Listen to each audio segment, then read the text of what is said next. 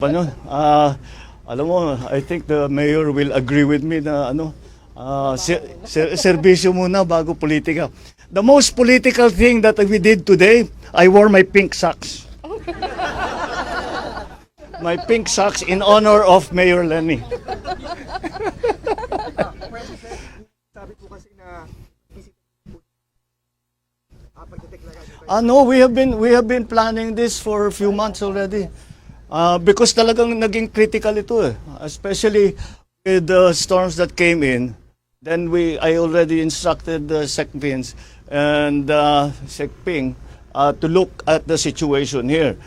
Because, you know, of course, we know that Bicol is always the pathway of the storms, but the problem, the immediate problem that we saw, the change in pattern that we saw, is yung bigat ng bagsak ng ulan.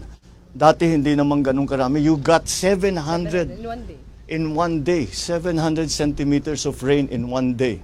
Ano yung katumbas ng 6 na buwan yun? Hampas po siya sa Ondoy and Yolanda. Yeah, that's very significant, and that's why it became critical. So we did not discuss.